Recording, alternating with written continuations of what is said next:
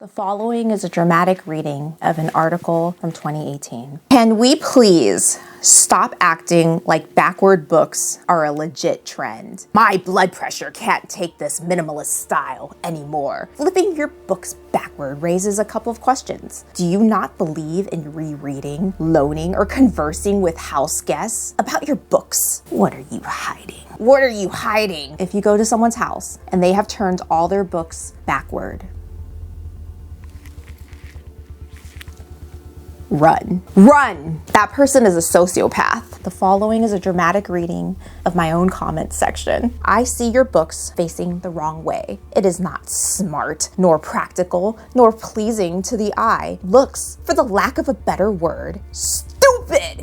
What kind of literal psychopath? Psychopath is in all caps, aggressive all caps, stores books with the spines hidden. So that's what we're gonna talk about today. We're gonna talk about my backdrop, my beloved bookshelf, and this zone of interest right here. This particular shelf has offended and triggered many people. What insanity possessed me to turn all these books backward? My name is Teresa. I'm a sociopath and a psychopath. I think a psychopath is worse than a sociopath. There's a sliding scale in which psychopath outranks sociopath. You have to be a sociopath to be a psychopath. And according to YouTube comments and that very vicious article, I am both. So I am that well-rounded. I am full stacked.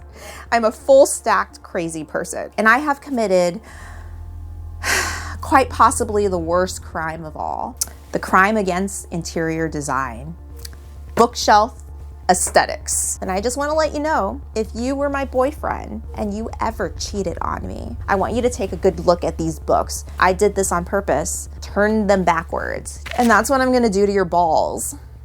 Bookshelf aesthetics. As a writer myself, if I were writing a crime thriller and I had to describe the home of a sociopath, the easy option would be a very stark, Spartan, lifeless, minimalist home. And this would be one of the key features. If they have books, they might turn it around. Like, what are they hiding? Are they hiding some not safe for work books? Are they hiding several manuals on how to dispose bodies? Or are these books a lever to a trapdoor? You know, in those movies where you pull a book from the shelf and the bookshelf opens up and then there's a passage to a tunnel, probably to the catacombs, to your basement where you keep the bodies. Any of these things are marinating in our mind. And when you see a shelf in which the books are all turned backward, you just can't help but wonder, what is that person hiding? What is that person's problem? Because this is so weird and so strange. 2 years ago, I was dusting this bookshelf and scouting a place in my apartment to film because I was thinking about starting a YouTube channel.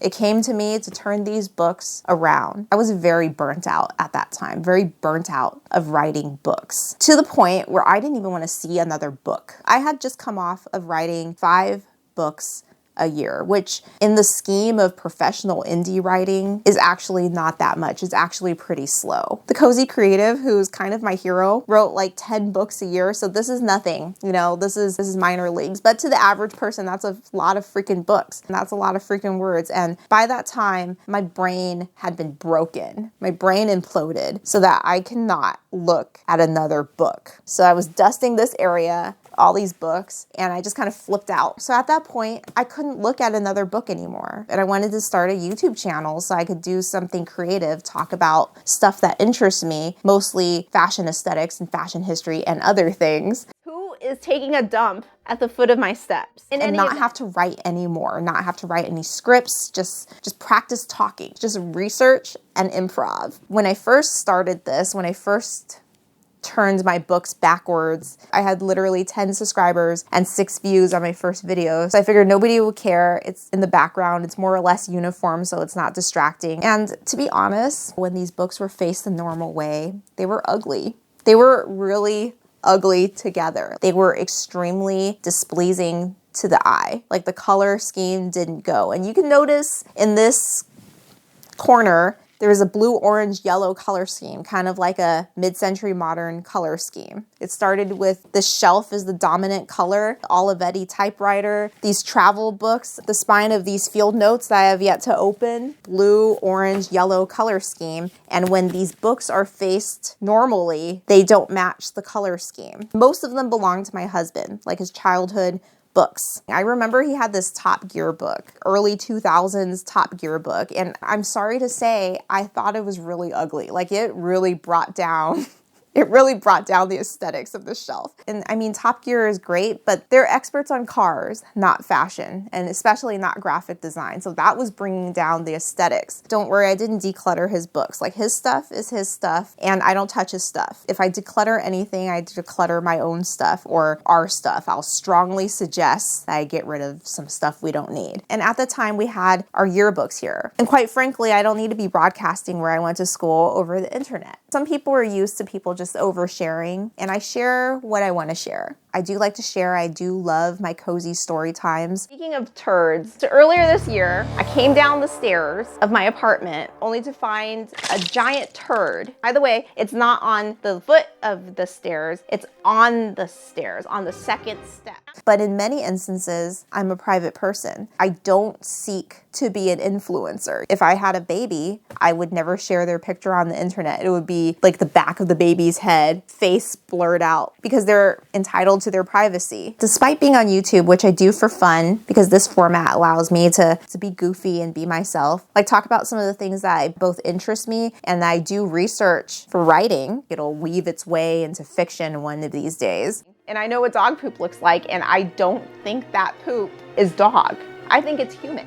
I don't have a TikTok. I don't have a Twitter anymore. Twitter is the worst thing that could happen to authors. If you look at J.K. Rowling destroying her legacy. And I only have an Instagram, and it's only public because I have to promote my books somehow. If it were not for that, I'd just privatize it. I went from being an early adopter of all social media, of being everywhere, to just cutting back to the things I enjoy. And what I enjoy is YouTube. I currently have a small channel. When I started this, I literally had 10 subscribers. So I figured nobody would care. But recently I've been thinking about turning these books around, about reforming myself. These books have been like this, spine side in, backwards, the sociopathic white page style for 2 years. Quite frankly, it might be time for a change. I'm actually getting kind of sick of it. So now there's two thoughts to interior design. There are people that are really against change. They consider trying out a new trend to be, you're easily manipulated by trends. But I don't see it that way. I'm like, why not try it? Whenever there's like a new food concoction, pickled pizza or pickled ice cream, that sounds like it could be really gross, but I'm gonna try it once. So when I flipped these books around, it wasn't anything conscious. I didn't have any deep thoughts behind it other than I wanted to film here. We had yearbooks. I wanted to protect our privacy. I wanted to film here. Some of these books were ugly. Then I saw some Bookstagram photos of books with spine side out, backwards, and I thought it looked nice. I thought it looked calming, and I thought it looked really strange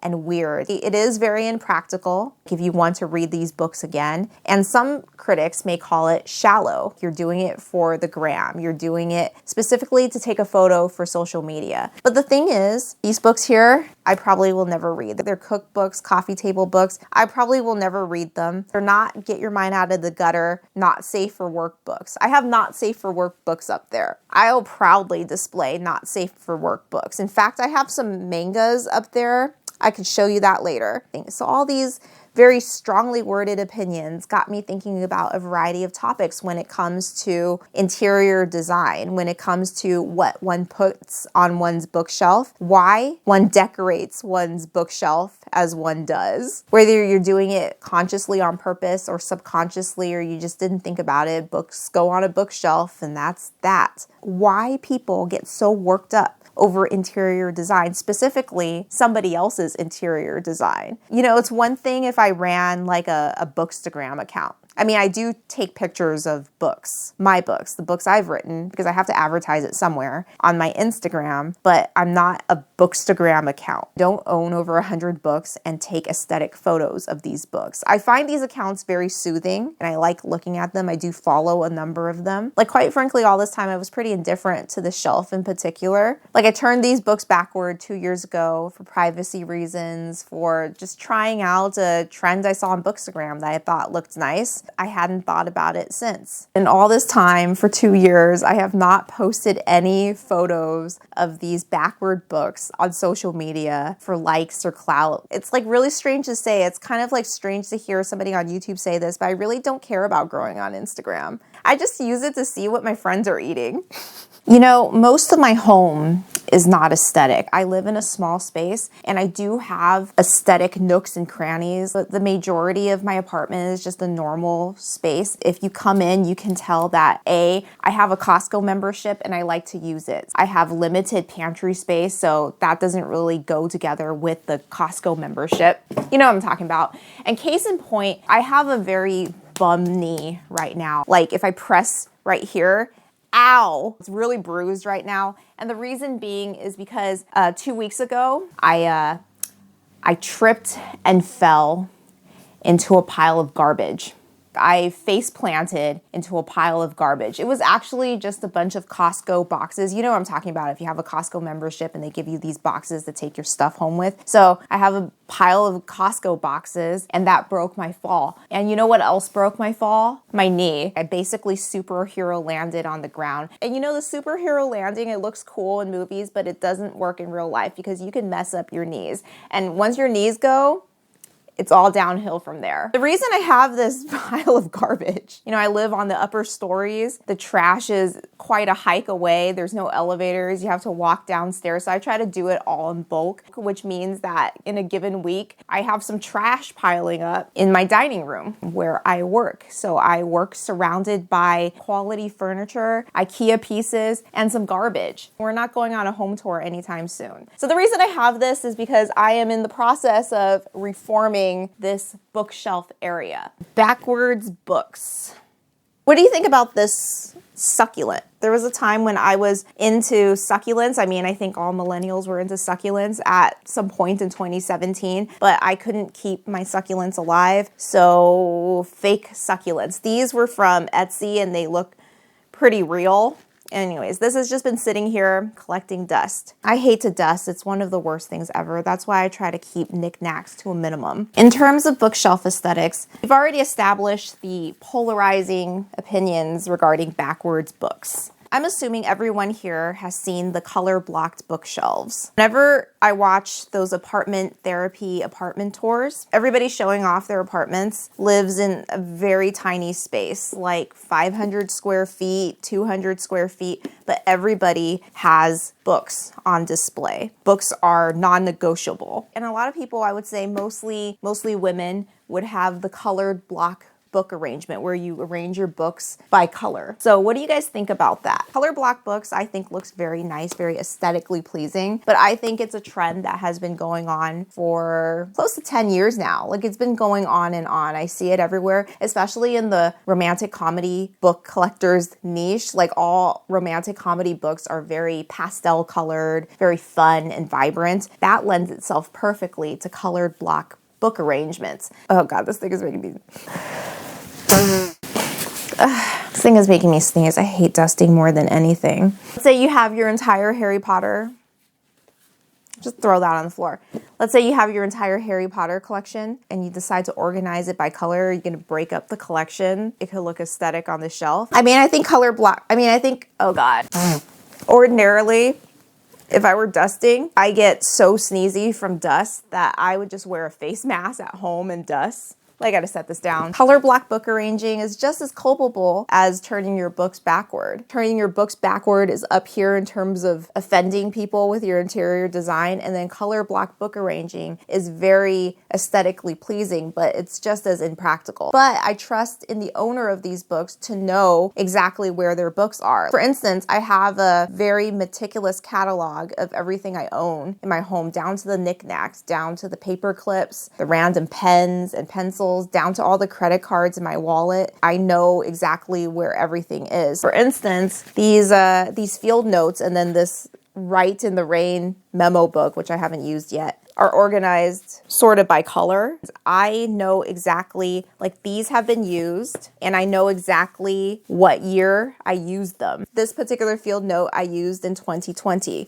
This I used in 2019. I didn't write down exactly when I used it, but I know, I just have that kind of mind. The minds of an idiot savant when it comes to trivial information. So I trust that somebody who organizes their books in a color block manner would know exactly where their books are. Maybe they don't. Maybe they're just doing it for the aesthetics, doing it for the gram, or just doing it because it pleases them to do so.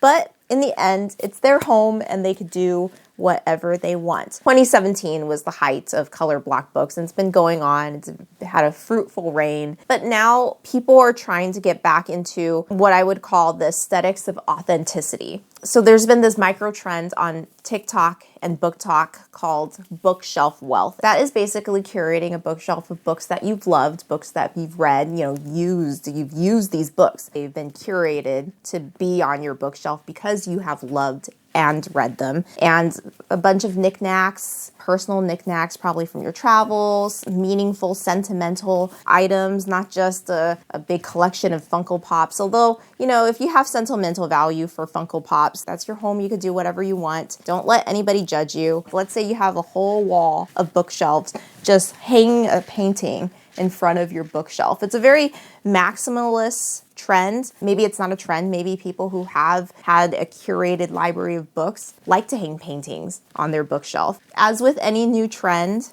I am firmly in the camp of I'll try it, why not? It's not going to hurt anybody. It might hurt somebody who has a very strong opinion about how one should decorate one's home, how other people should decorate their home. You have to wonder, if you have a strong opinion about how people decorate their home or how furniture is arranged, why do you feel this way? What does it matter to you how somebody decorates their home? You're not going to be invited as a house guest to their home, That's another thing. I've been dusting this book for 15 minutes. Woo! This one's really dusty. Should I keep this? I never cook anything out of it.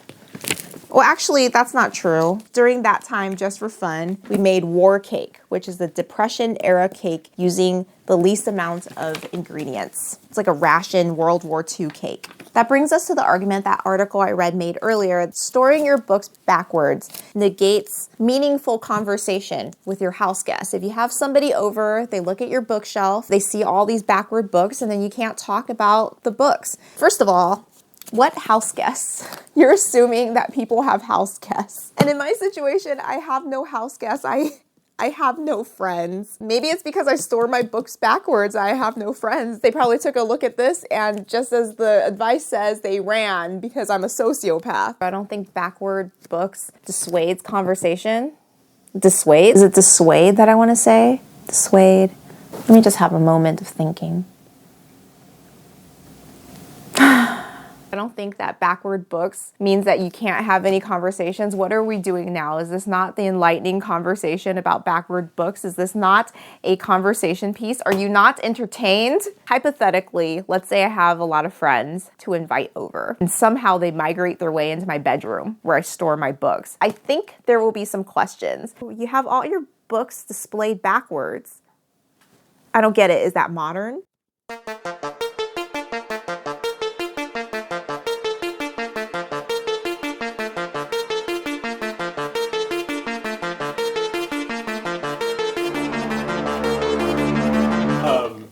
I guess I'll just have the rest of the orange chicken. Oh yeah. Chicken, since you're not a fan. Yeah. Which one do you have? No, you can have the orange chicken.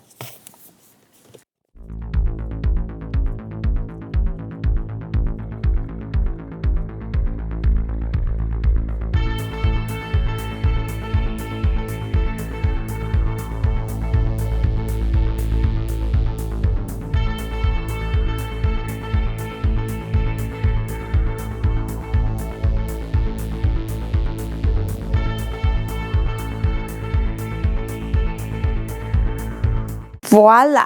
How does it look to you? I think it looks pretty good. There's still touches of yellow that fits in with the color scheme. This pink is a little off the color scheme, but I guess it draws pink or peach from this tote bag. The same books that were here in 2022 are no longer here anymore, or they've been hidden in here, or I've just kind of rearranged books around the house. I don't know if it's the best prop arrangement, but now I am reformed, guys. Now I am normal. I am no longer a sociopath. Not that much of a sociopath anyways. Now, this brings us to the conversation of books as validation of one being well-read, owning a bunch of books, displaying a bunch of books on one's bookshelf as proof that one is well-read, one reads. Your books say what kind of person you are. Your books say what kind of interests you have. Books as validation of one's intellect. So when people read books in public, when they're photographed reading books in public, on the subway, in the park, in a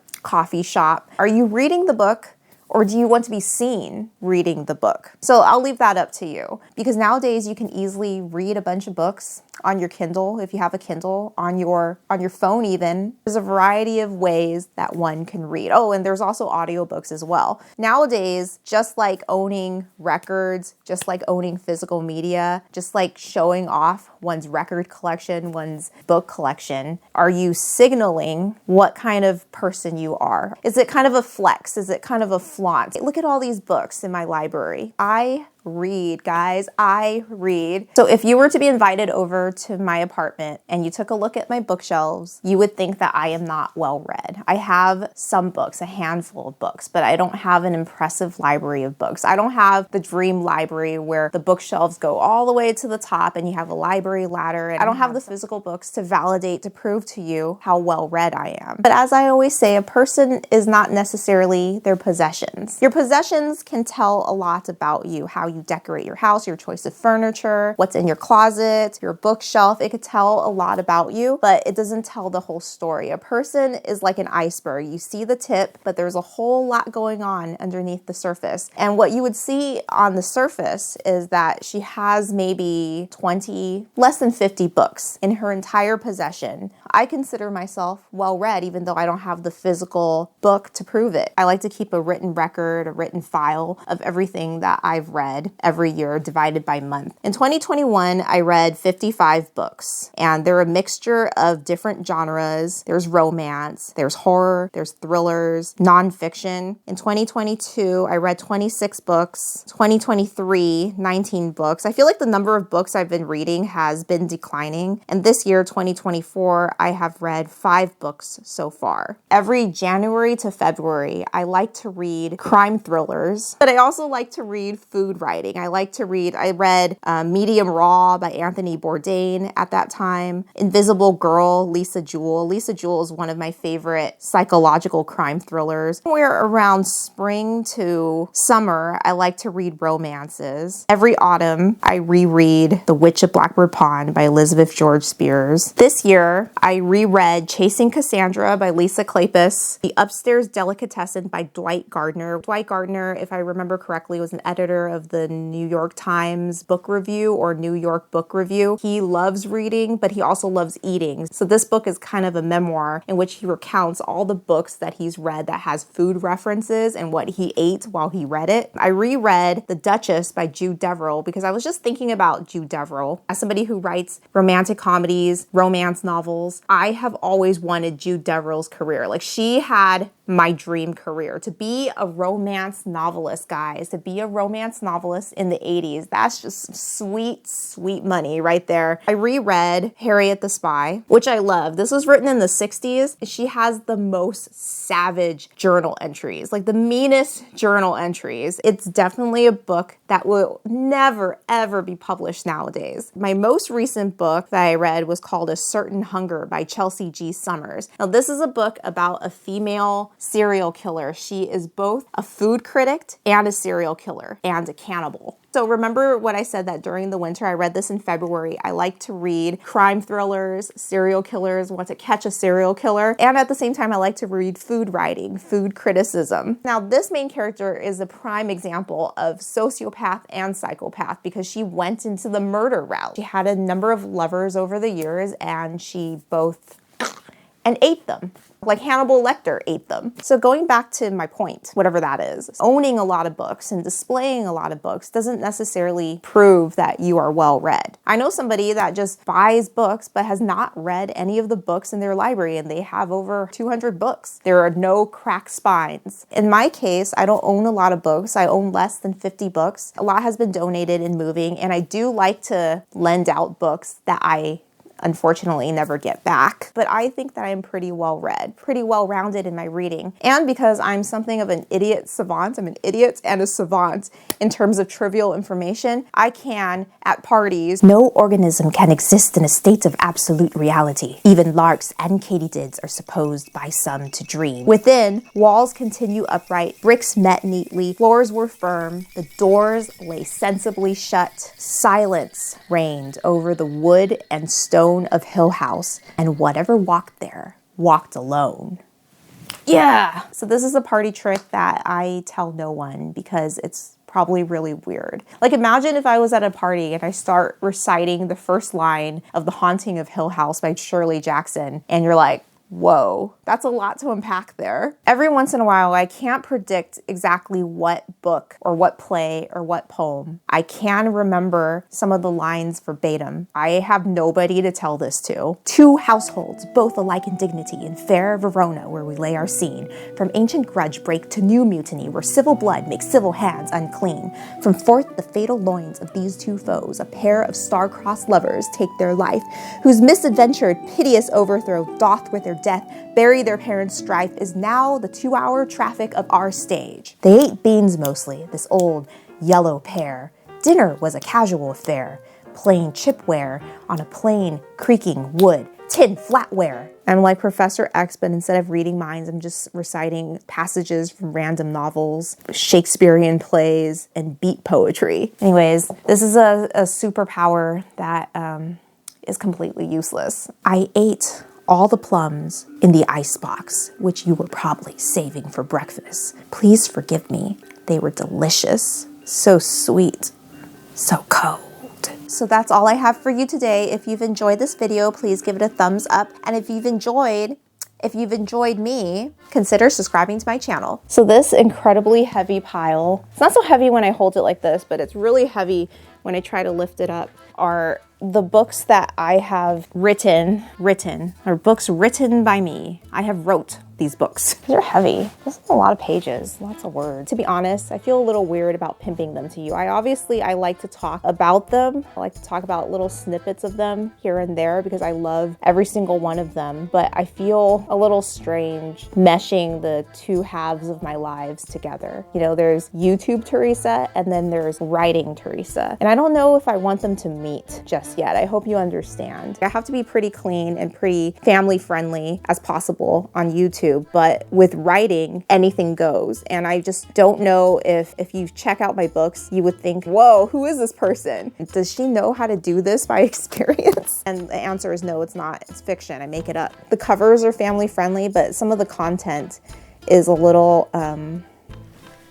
suggestive. For friends and family that know me in real life, I no longer recommend that they read my books. If you were to read some of my earlier books, the non-rom-com books, those fall into a very dark spectrum. It gets really dark. Some of the characters are psychologically disturbed, like actual sociopaths. Somebody reading it, if you think I'm writing from experience, you would think I'm an absolute sociopath. And I think I've written pretty well some very psychologically disturbed characters. In one book, the narrator was an actual killer